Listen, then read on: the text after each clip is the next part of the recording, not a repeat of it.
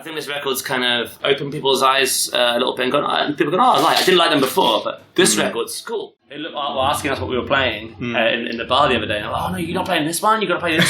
So Atreyu was starting to change our set lists to the songs they wanted. We asked our lighting guy, Hayden, to flood the place with smoke with haze. And there was a fire alarm upstairs. The venue almost got evacuated. It was ridiculous. Yeah, they were not. He came after the set, he came up because he was like, guys, I got told off 3 times, but I kept going. But this time around, it's kind of good they died because they're evil. Happiness in death. Yeah.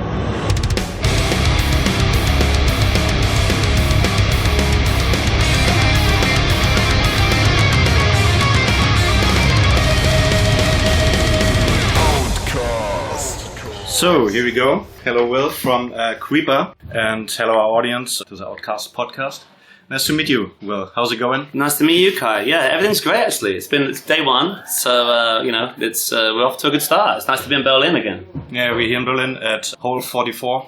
How often have you been here? We've been here a few times. I've been in lots over the years with different bands and things. When I first came in my old band, our time down here, it was like a kind of a punk. We started off like kind of a fastcore, kind of hardcore band, and we kind of developed more into what Creeper does now, really. So I've been here lots over the years. Berlin's always one of my favourite places to go. Lots of good vegan food here, you know. They're very good and cater very well to the stuff I eat. So I love it. And also, I always try and make a pilgrimage to see the Hands a Hole in the Wall, where Brian Eno and David Bowie made those records. I love David Bowie, and lots of history for me there as well. So yeah, I love it here. That's great. Yeah, how was the show today? We are talking right now after the show, and I think Atreyu is also finished right now.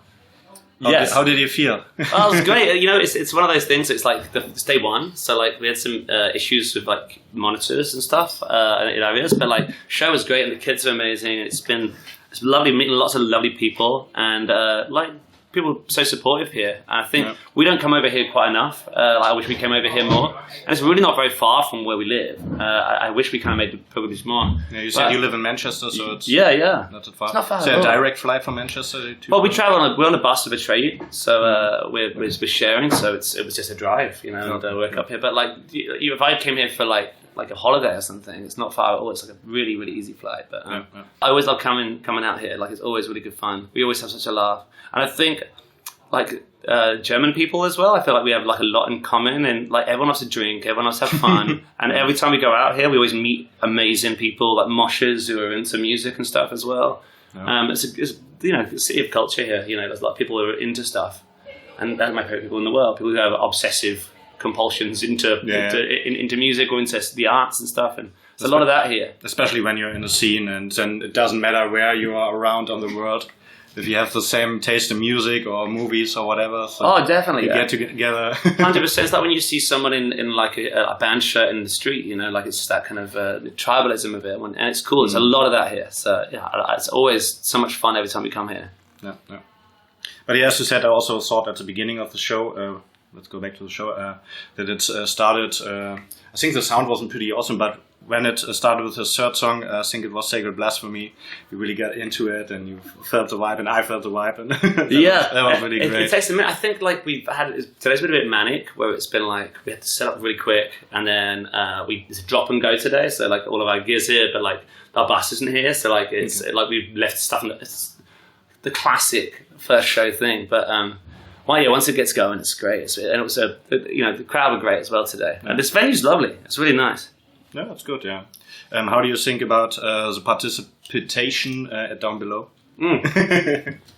Incredible. And it's funny, with that one, we've been doing that one for years now, and you never know how it's going to go. You never know, people are going to tell you to fuck off, you know. But it was great. There was really, really, really responsive people, and I think part of our job as the opener as well is to get everyone ready for Atreyu, you know. So part of our shtick is to try and warm everyone up, and everyone was up for it tonight, you know. It's cool. Yeah, it sounded amazing. So yeah, my only question is, where was Darcia tonight? We can't take Darcia out here, unfortunately. We're going to leave her at home because where we're sharing a bus, we're on a real stripped back production here, and I've been desperate for years to bring out some of these big theatrical things we do at home here, but we've just not quite the right size here yet to justify bringing a whole thing over. But we're hoping like stuff like this, like it's really promising for us, where it's like, oh, people get it and people understand the music, and so we're hoping to get there. She couldn't come today. We just took her away on this tour in the UK. And it was really, really funny. She was so because funny. I saw all the pictures on social media. Where you have all that dramatic stuff on. Yeah. There's a lot of. It was a really extreme show, that one just now. Lots of logistical things like getting it on and off, and it's also different if you have a headliner show or if you have a support slot. Yeah. Exactly. So all we can do here really is come out and kind of showcase stuff. And we're on album 3 now, so it's trying to show like a certain amount of catalog. Like Atreyu took us out, and they've been like big fans for ages, which has been great. And they were asking us what we were playing in the bar the other day. And I'm like, oh no, you're not playing this one. You got to play this. So Atreyu was starting to change our set lists to the songs they wanted. That's great. What song did they suggest that you didn't want to play? Well, no, we want to play them all, but we've only got so long, and they kept going, we're going to extend your set so you can play. They keep saying, well, oh, well, we'll play for however. But Dan plays saxophone. He's just from Atreyu, and he's just been learning the saxophone. And he was just telling me, he's like, there's this song called Paradise on our second record, and it's got a sax part on it. And we did it once live in London with a sax guy, but it didn't work out so good. The sax player wasn't very good. It was a guy that just came in, but Dan was like, learn it. He was like, I've learned it already. So we're gonna. I think it's going to take a couple of shows, but we're going to try and get him to come out and play it with us. So yeah, they want that one. They wanted "Be My End," another song from that record. They know Sex Death inside out.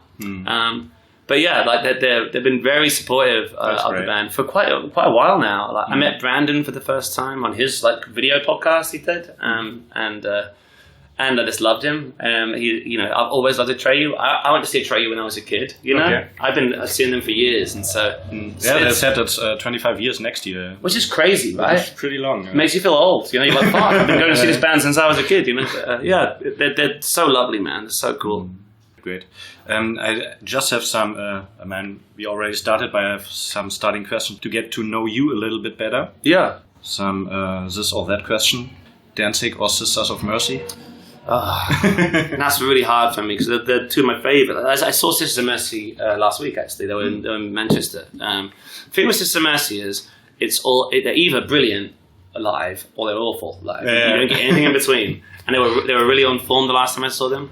Okay, but like in terms of the catalogue and stuff, like Glenn Danzig's my hero, like it always has been, and like totally relate. Oh man, yeah, I can tell your tats, I think Danzig would take the cake for me. Like he's just one of a kind person, and I was a punk kid originally, like grew up in the punk scene in the UK, and so.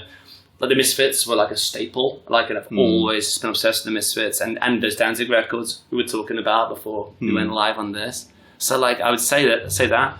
But Sisters of Mercy have been a huge influence on me like my whole life, and we're finally getting a chance to kind of use some of that in our sound now, which has been really fun. So that's why I'm asking. Yeah. Those two bands are getting more and more into your sound. Yeah. You started more like a emo band, I would say. Yeah, well, we always got out, I always thought we were like kind of like AFI and Alkaline Trio and the Nerve Agents and kind of like all that era sort of stuff. And Tiger Army was a big band for us growing up, like the psychobilly band. But like a lot of that stuff was in the very early days. And obviously, My Chemical Romance was an influence. There was a band that we grew up loving as well. But all of those bands owe a debt to Glenn Danzig. Like in the Misfits, it's kind of like those records, those AFI records that like All Hallows EP, which sounds like the Misfits sped up. And I loved all that stuff so much when I was a kid. Yeah, that's great. You just wait a second. Yeah. No, sorry, they've all just come in, so we can't. Oh yeah, sure. Okay. But we can't. Really go out there. That's okay. Why do you guys all stand here and watch me talk? Or join in. Oh yeah, join in. Why don't you join in? Yeah, pull up a chair. I won't. Harry, you can't talk to it. No, you can. Come on.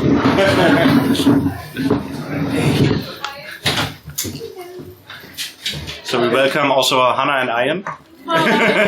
Thanks for joining. We were just talking about, I'm just asking this or that questions. What is your opinion on Danzig or Sisters of Mercy?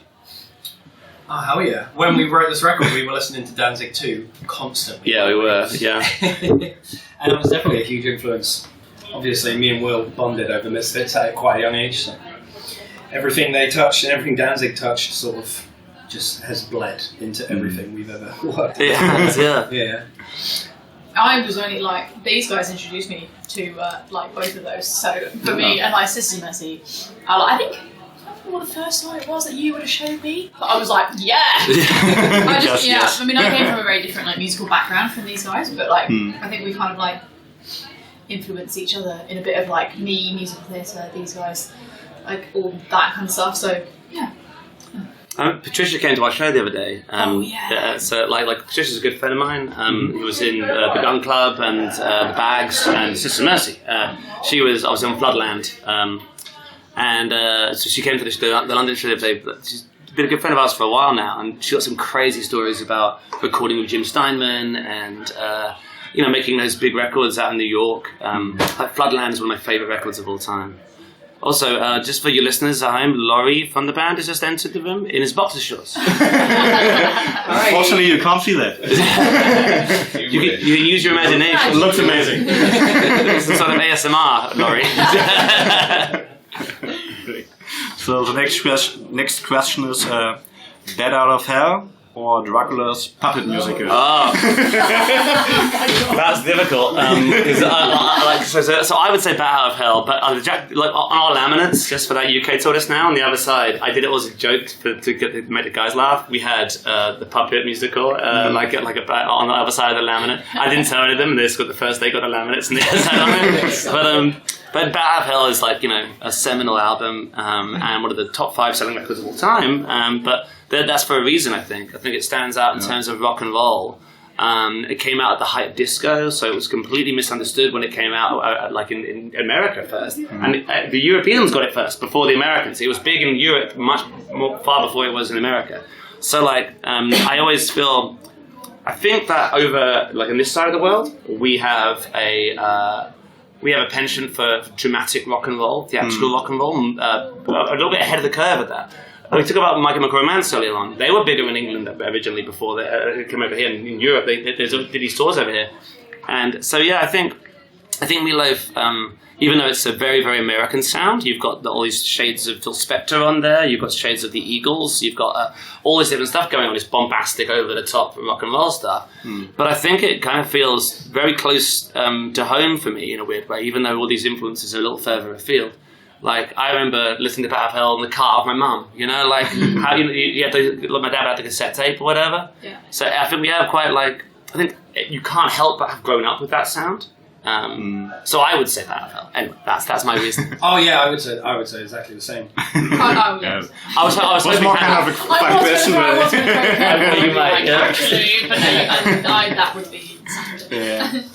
Nice. Interview with a Vampire or Bram Stoker's Dracula? That's a hard one. You're gonna split the room here. Kai, you want us to fight? I like straight away Bram Stoker's for me. I love that movie. It's one of my all-time favourites. Yeah. The atmosphere that movie is able to create, it's like so enticing, but like claustrophobic and like gloomy. Oh, I fucking love that movie, dude. I love that movie. What would you say? I don't know, because Interview with a Vampire, I remember from like a very young age seeing that, and I think a lot of our record, like narrative-wise, has been influenced by some of the characters in that film and in that story, in the book before the film as well. Bram Stoker's Dracula is much sexier, I think. Yeah, it's true. So I would. I'm gonna just to throw a wild card in. I'll say Into the Vampire. I was going to say Bram Stoker's Dracula because of the sexy. Yeah. That scene when he's in the bed. And all the old one. All the vampire girls like come out from the bed. Yeah. You know, that was a big moment. You know, the sexiest part of that film is when he's crawling on the wall. You know. And the scene where like he's like in sort of full werewolf mode for some reason. And he's shagging that girl outside. He's shagging Nina on the fucking gravestone. He's shagging Nina outside. You can do whatever. Oh no, it's Lucy, isn't it? No, yeah, it is Nina, right? No. Anyway, he's going in on the gravestone. Good stuff. Nice. Playing festivals in Sunlight or being opener in a club gig? Oh, so festivals or club gigs. I would say club gigs because I think Creeper always works better on like when it's a bit darker in the room. And sometimes when we're playing in daylight, it feels a bit odd. Yeah. Yeah. Do you remember 2000 Trees last year? And it was like pure. It was like 30 degrees in the UK, which is quite rare. And it was the sun was just like. I turned out to be a beetroot after I came on stage. I would go with the clubs. Yeah, we did some shows with My Chemical Romance, and it was like that show in Bonn. I remember, like it's been so warm, all my makeup melted off straight away. And I think for a band like us, it just works better historically for our sort of music and the bands that we like. Seeing it in a dark room, although. I always say that scene where Cradle of Filth played that one year at Download Festival, and you always tell the story, you know, the rain cloud. Yeah. So, like, literally, as they came on to start playing, a rain cloud sort of gathered around the stage. And Tony was like, "Download! We've hired this rain cloud." That was a perfect mood. Yeah, exactly. It was so perfect. Great. I also saw you at the first time at Full Force Festival. I think. Yes, yeah. Yeah, it's better in a small club. I think so. Sure. Yeah, for sure. When it's darker. Yeah, but we can use lights and smoke, you know, like, we've been getting in trouble for smoke recently. Kind of in a Sister Mercy style way, actually. Like, we played at Lafayette in London, we did 2 shows back-to-back headline shows, they're like a matinee and an evening show. And there's these like, crazy sold-out shows. But we asked our lighting guy, Hayden, to flood the place with smoke with haze.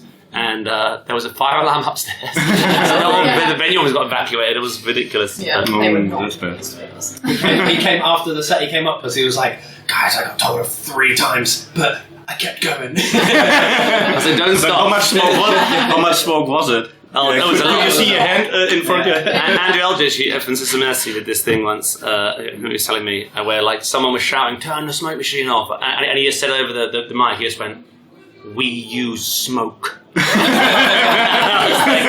was like, no one, like, think about him, right? Is like, he's such a, like, such a combative character. I don't think he'd be that fun to hang out with, but as a rock star, he's the coolest thing.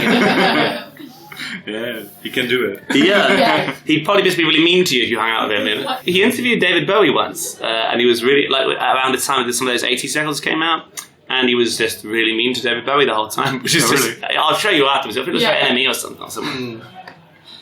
Okay, so the last thing you do before a show and the first thing you do after a show. Ooh. I think that they're 2 of the same things for me, and it's have a beer. I think that's it. Yeah.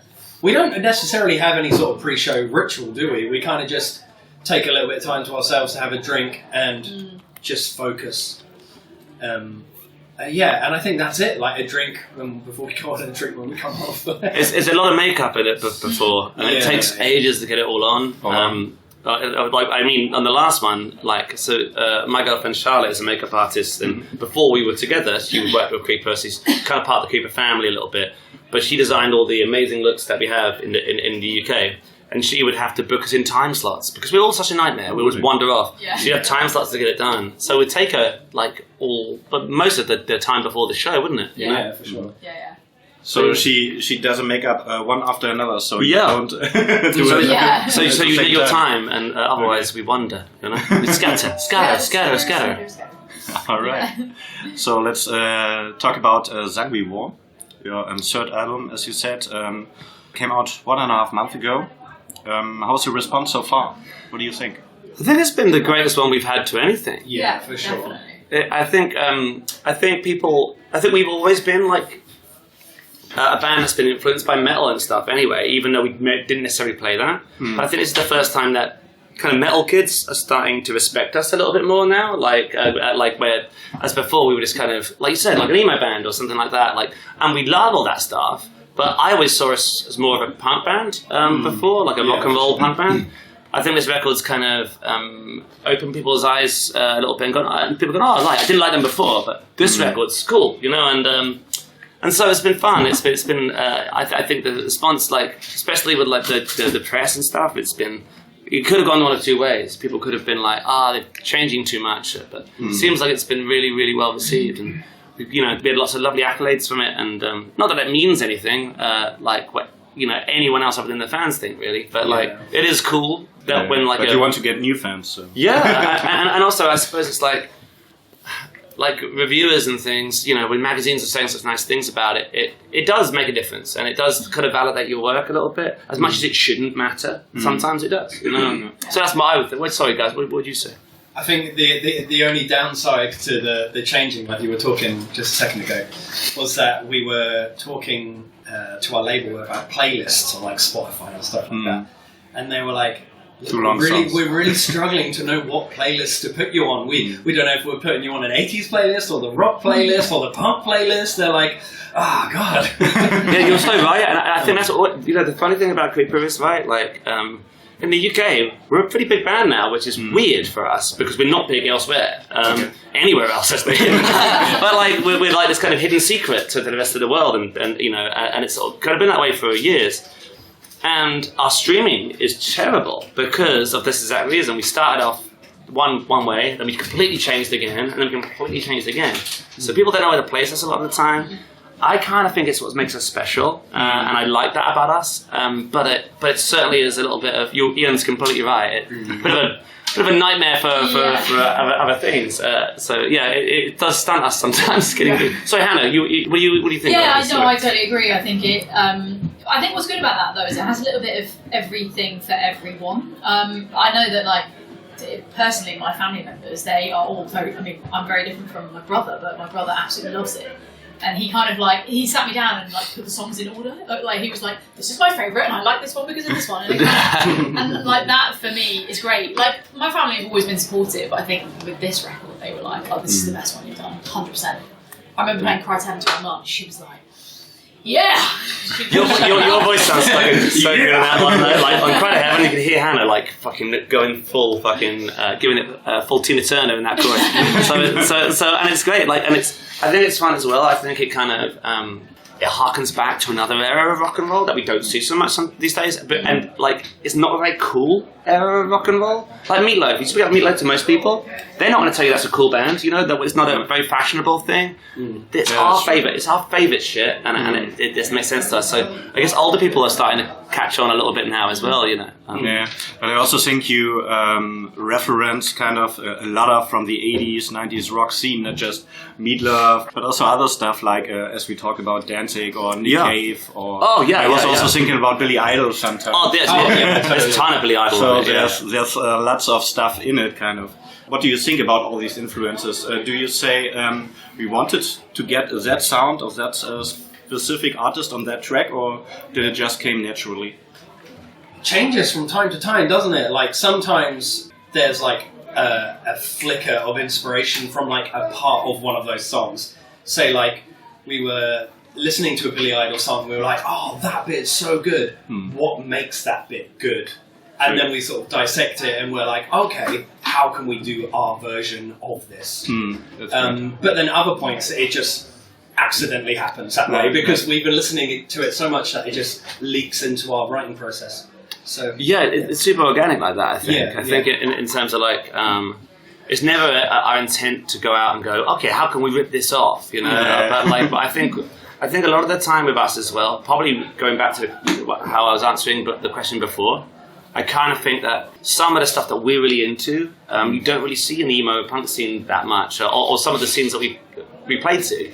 So like people go, oh, that sounds like Nick Cave, it reminds me of this other thing, which is really, really cool. But we just don't really fit in a box very easily for that reason, where it's like, it's easier to say, oh, this is a collection of these influences, rather than, oh, it's trying to be its kind of own thing. And in the metal scene, just relate to the other thing you said, that you're welcome in the metal scene. There are some bands like, for example, Unto Others. Also catch that vibe. Oh, we love that band. Have that riffs, and they got bigger in the last years. And I think it's not really a revival, but it always plops up. I think about that. We were talking to actually Dan from Atreyu was saying this to us the other night. He was saying to me and Sean the other night. He sat there in the corner. He was saying... also changing.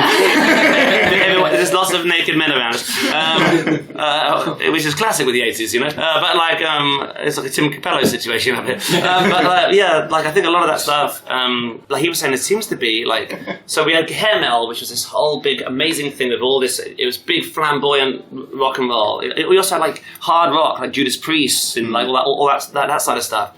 And it was all killed off by like grunge and stuff like that came along and kind of changed all that stuff. And I always thought grunge was so much more boring than all that stuff that came before. I like grunge, I do, but like I think what Dan was kind of saying was, he's noticed like Atreyu's having a resurgence. You know, like these kind of bands that have more really over the top and flamboyant stuff going on. People have kind of got a bit bored of just seeing the guy on stage in a t-shirt singing. Hunter Weathers are a great example of that. Another band I think are really great from over here actually. Grave Pleasures, they're from the mainland, and Grave Pleasures used to be Beast Milk. I think they do a style of post-punk that you don't really hear that much these days, of gothic rock stuff. And it's funny, since Sanguivore came out, I've made friends with the 69 Eyes, who were a big influence on me growing up. And I think a lot of that stuff, I can see a revival of sorts, like as you say, it's coming also through. Every 10 or 20 years, as you said, like Atreyu, the metalcore is coming back into action, and maybe 69 Eyes will come 5 years later or something. Action. But even in like the higher end of the alternative scene at the moment, you got Ghost. And like Sleep Token. Again, they're not like grungy dudes just in a plaid shirt playing, are they? They're like got masks and they got all these theatrics, and it's like that's what's happening right now. Yeah, and really also has these 80s references, also with the saxophones. Exactly. And I think that like as much as we like all sorts of music, I think that there's been this little gap for a while where it's been like, oh god, people want to come see a show, you know. But we did a tour with Alice Cooper last year. And it was amazing watching the craft of how much he puts into those shows and being like, oh my god, like there's always been a home for this sort of music. Even when we were kids, like when we were kids growing up, like Marilyn Manson was like one of the biggest artists in the world. Slipknot, one of the biggest artists in the world. These are ridiculous shows that you must have seen these acts yourself. Like just like those are the two kind of really obvious ones from that era. But like all of nu metal kind of had a silliness and over the topness to it. I remember my first show seeing at Ozfest 2001 in Milton Keynes Bowl. I was a little kid, and Disturbed played, and David Draymond came out on an electric chair. You know, like, I think shock rock and that stuff is fun, and I think people miss that a bit more now, and it seems to be coming back. Especially with ticket prices like going up and up and up. You like pay. You better see a show. Yeah, you want to see a fucking show, don't you? Yeah, and I like it when you have those theatric, I don't know the word, elements, not just fire and light, but also like stage acting or something. And you have drama. Much more theatrical, like almost bordering on. Yeah, I mean, I love going to the theatre, and like if you go to the theatre, you want to see the visual, not just like the lights. You want to see like little sneaky little things on stage where you're like, oh wow, that makes it so special. We've been doing all that with the live recently, and it's funny doing it for the first time. The first few things, like Hannah in the wedding dress, the last campaign, we had to work out how to get Hannah into a wedding dress, which is a fucking nightmare to get into a wedding dress, right? Like, tell us about some of the logistics of getting into a wedding dress. How many seconds did you have? Not, I don't know, like 20, 30 seconds. Maybe. Oh, really? Oh, no, maybe it's a little bit longer, actually. It's a little bit longer, but it's still not a long amount of time. Yeah, so I had to like I'd wear like a bodysuit, which was obviously like tight fitted, and then I would keep my trousers on, but like Charlotte would be backstage waiting to put the wedding suit. She would have it open and I would step straight into it, so she'd pull it up over the bodysuit and zip it up. But we made the mistake thinking it was zipped up all the way up to the back of my neck, and it was only zipped halfway. So inside the pictures you could see this black bodysuit underneath the wedding dress. But from the front, visually it looked amazing. I was like, just like walk to Hannah's credit, like on that, all of that. Like I remember one of the first times we did it, like because it's a wig as well. Like there was a complete change of character in a few seconds, and there's no school you go to that teaches you how to do that stuff. You just gotta learn. You know, like you see Alice Cooper do it, and you see all these people do quick changes and stuff. But like no one's teaching you how, so we're just learning it. So we headlined a stage at Download Festival and the pilot when it came back, and that's the first time we did it, I think. And they made Hannah like out of flight cases, almost like a little changing area, so I could just get changed really quickly. But I remember putting the wig on for the first time, and I put it on, and it was like, crooked, and I looked at Charlotte and I was like, "Is that good?" And she was like, "No." And she just like twisted it round so that it was the right way round.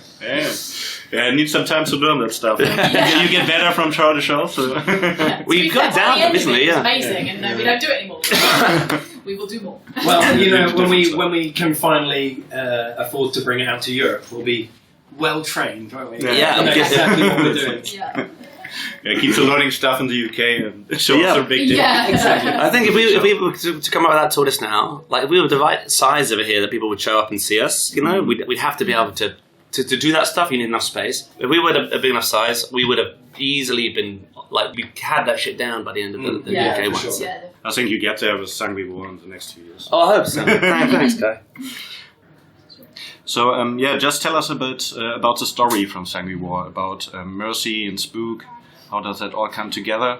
Oh yeah, well, each one of these records is a big concept record every time, and I was basing a lot of the influence from Interview with a Vampire, but also like Leon and like lots of cinematic reference points here, where we kind of wanted a character that was all movie monsters. It felt like to me for a long period of time, bar the obvious like the Linda Blair Exorcist and stuff. Like it was quite a male-dominated slasher films. Were always a male chasing around a woman. That was kind of these are the tropes of that sort of genre, and we thought it'd be cool to have a really pure, innocent-looking female being the most violent, vicious one, and being the dominant one.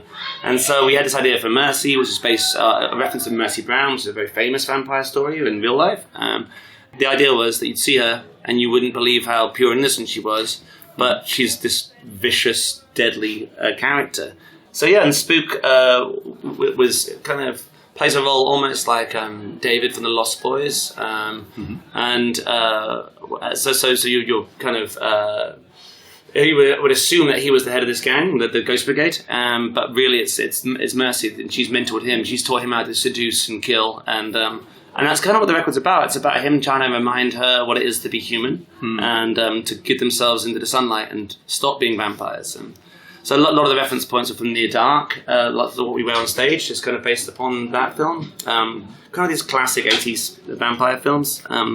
And it kind of fit exactly with the sound we were doing as well, because the music sounds like it's from an 80s movie soundtrack.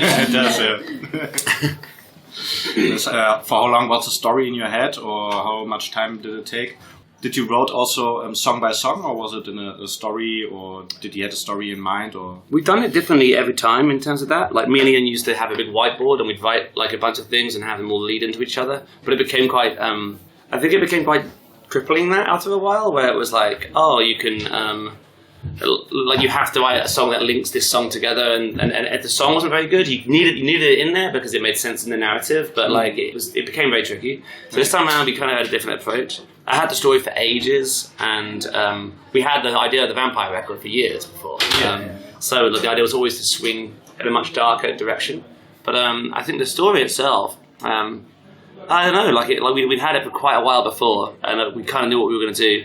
But like writing the music around it, kind of came at it a different angle this time around, and allowed ourselves a little bit more breathing room. I think it's been all the better for it, rather than having to be like, this person said this, and then this, what I mean? Yeah.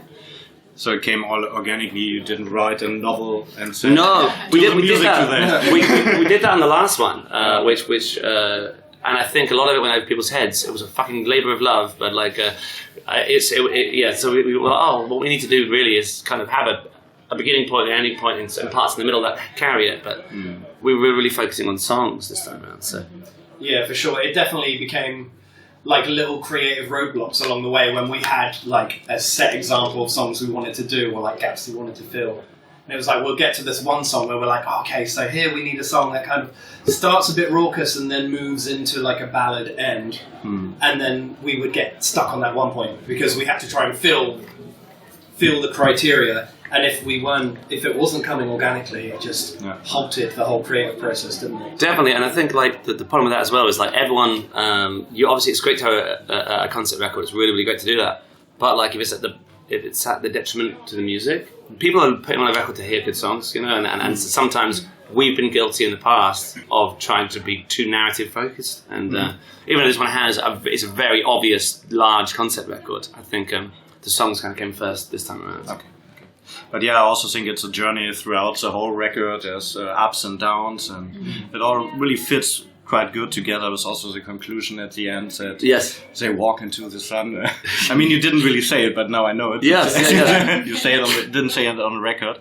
So I was also wondering throughout the whole record, does Mercy loves her life or loves her existence? So because of the first songs, you think she loves it. She wants to slash all that people, and at the end you think, maybe she didn't. No, I think that the idea is that Mercy had been doing it for so long that she didn't know anything else other than it, and she was just this. It kind of, I think lots of times in life, anyway, in general, when you live a certain way for a long period of time, you don't see outside the darkness. You can't see if you're in a bout of depression.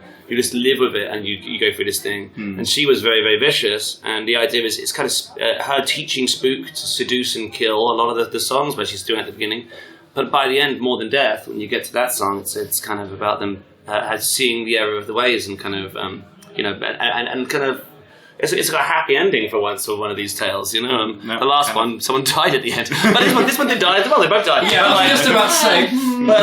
But this time around, it's kind of good they die because they're evil. Happiness and death. Yeah, exactly. But how do you define good and evil, especially referencing to this record? Because as I told you, most of the time she's slashing around, and you. It seems like when you sing about it, you appreciate it, you love it, how she does it. Oh yeah, I think it's kind of her. I think that lifestyle in general for them would have been second nature, and she loved it. But like, she's an evil person. That like she's doing things that are terrible, and I think it's about Spook trying to let her see the errors of her ways and those things, and what it is to be a human being, you know. So as much fun as we have with all that stuff, like, you know, but this was something that was happening in the real world, you know, you would tell her she was a monster. Good to know. All right. But that's also the good and creepy stuff about it. I think we all like in the horror scene, kind of. Yes. When it gets creepy and bloody and gory and all that stuff. You wouldn't do it in the real life. Exactly. Yeah, exactly. You'd hope not, you know. So I want to ask you something about the cover. Are those the Sisters of Mercy on the cover? I mean, the cover was designed by Welder Wings, and so the idea was that it was Mercy in the forefront. Like, it kind of, I love the cover because I think it looks kind of timeless on its own, and I think the record, hopefully the idea is that the cover seeds the beginning of the story before you even press play on the record. And yeah, so maybe not Sisters of Mercy, but like these are kind of maybe the tortured souls surrounding her, the people she's been in the past herself. There's a lot going on there as well. There's a ghoul in the corner. But yeah, like it kind of, I think it says quite a lot about the story before you even begin. And much in the same way that the title, Sanguivore, involves you having to interact with it straight away. Because a lot of people don't know what the fuck it means, you know? And so it involves, I think we live in an era where music is somewhat disposable and people listen to it to one song and put it on a playlist and that's kind of it, gone. And we kind of, I guess, are interested more in something a little that exists a little further afield in that lasts a little longer. And it takes a little bit of investment. You know, Yeah. the sort of shit that we liked to do when we were younger, like listening to a record, and it's not just listen to a song or two. It's like you get the vinyl, you open it, and you like read all the liner notes and the lyrics. Yeah, you digest it properly. Yeah, exactly. Yeah, and you listen to it in a whole, not just one song in a playlist. Exactly. So that you get the whole picture of it. And that's kind of how the record is. You know, it's kind of like it asks to be listened to a whole. I hope at least. Yeah. So thanks. One last question. Is there a question you've never been asked but always wanted to answer? Is there a question you've never been asked? I think I've been asked quite a few questions. Yeah. I bet I'll think of it when I'm lying in my bunk. 5 a.m. this morning. Let's ask each other questions. You know. I Ian, panic in these situations that make it really silly. I'm going to ask you both a question. Ian, what was your first guitar you ever had? My first guitar was a... Oh my god, I can't even remember the brand, but I'm a huge Metallica nerd. Mm-hmm. And James Hetfield used to play those Explorer guitars. I really wanted one, couldn't afford a proper Gibson or a proper ESP. So my mum went and bought, it was like a replica, like a knockoff black one. I can't remember the brand now, driving me crazy. But yeah, my mum couldn't afford it, so she asked my dad, and they put together like 50 quid to get me this £100 guitar. And yeah, that was it. It's going to bug me. It's like basically one of those guitars that isn't a well-known brand. And it's like... But it's a first. But it played like crap. But is it the one you put the headstock of at that show? Yeah. Ian and I used to play in a hardcore band years ago. No, I wasn't in that band actually. That was one of the other ones. That was your youth crew band. Yeah. And Ian, like at the end of it was like their last show, and everyone was jumping on him, and we snapped the headstock of the guitar. No. Okay. Yeah, Hannah. Question for you. Okay. What was the first song you learnt on piano? It's quite difficult. The first proper song I learned was Leon Day by Ludwig Einaudi, which is like really famous. Like you would all know it because Ludwig Einaudi is one of the best composers ever. And I think that was the first song that I actually learned. That I was like, it wasn't just like. Like easy. No, actually, they say that. I think it was for Elise. You know, it's like. Oh yeah. That was one of the ones that I wanted to learn when I was a kid, and my piano teacher was like, "Right, let's do it. You can play now." One of the first songs you learn on the piano, also The Entertainer, I learned at... Oh my god, yeah, my dad told me that. That's a great one. That for Elise was always on those keyboards where it's like, I'm going to teach you how to play. Press the button and it does... I always thought about this, like in school, where like there were like this piano lessons, and so you all get like a piano or whatever, and you sit by with it, and they put the headphones on, and then they just let the kids play with it. And what we always did, they always had that button that said DJ. Do you remember that, the DJ button? And you just it was shaped like a little kind of a record or something, and you push it, and because the teacher can't hear, it's just like. He goes, oh yeah, you know, like whatever. One dictionary. You know what I mean? Oh my god, I forgot the Casio. Yeah, and I was like, why don't we just learn music instead? We were fucking around, and there's that bit at the end where all scratching noises where you could pretend to be like, it's the most fun. It's so stupid, isn't it? We need a question for you. I think I've got one. Go. Okay. So, I've known Will for a long time. He's been in many bands. For how long you know each other? These were teenagers. Yeah. It's, too long. Time to walk into the sun. Exactly. Will has always been such an incredible lyricist, and the melodies. You've never written a bad melody. No. And I remember when I listened to Tie Like Strings, I was like, there was such a big gap between your vocal abilities in Little Girl Lost and Tie Like Strings. So, when do you feel like you realised that you could do so much with your voice, rather than just like screaming? When were you like, oh shit, I can actually form this voice and I can sing like this? I don't really remember. I think that like I still don't really think of it like that because I still don't really know what I'm doing that well. I think the projection of it comes from obviously I always loved Meatloaf and everything, but when I played in those hardcore bands, I could never like scream. I couldn't do vocal fry. I could never do that. I could just shout really, really high. It sounded like Comeback Kid or something like that, you know. So it was just really, really high.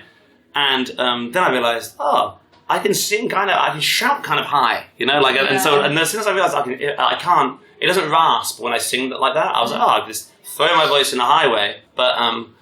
I think it's Marmite sometimes as well. You don't always want somebody singing in a Meatloaf voice, you know, like, you don't always want that.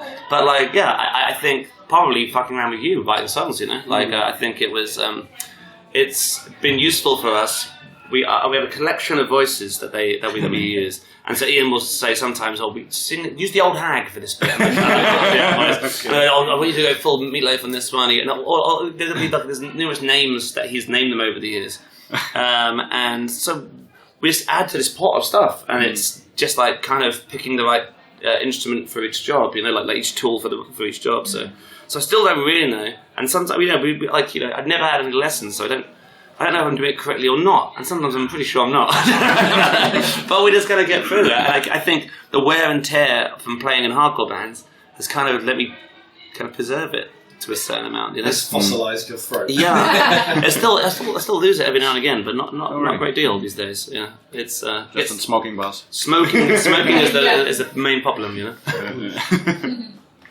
Okay. Yeah, thanks for thanks, your guys. Thanks very much. Cheers, dude. Yeah, thanks for your time and enjoy the rest of the tour. Thank you very much. Yeah, thanks, mate. And hopefully next year or next 2 years headlining show with all the dramatic stuff. We've got to go out and do it. I would love that. Yeah, I think what we've got to do is just come out here and see if people want to see it. You know, like but the truth is we've done a lot out here, but every time we put a headlining thing out, it's never really been well attended. So like but we've been out here quite a lot since then. So as soon as people start like showing up to stuff on our own, we can start bringing that stuff over. But nice. you know, so hopefully in the next couple of years we'll do something a bit more substantial here. Yeah, I think so. Also, one question: do you also plan new music right now? Do you go the same direction again, or do you plan something different? I couldn't tell you that. You know, that would ruin the whole bit. I think what I would say is that we're very happy at the moment. I think as a group, and like our drummer Jake, this is the first record he's played on us with, and it's just changed everything for us. Me and Ian have played together in this band for many moons, but having Jake's influence on it has opened up lots of doors. So it's feels very comfortable now. Was that be fair to say? Yeah. Oh yeah, 100%. Yeah, for sure. It's a really sort of happy little space. It's the best we've ever been, I think. Yeah, I agree. Yeah. That sounds like it. Thanks. Thanks a lot.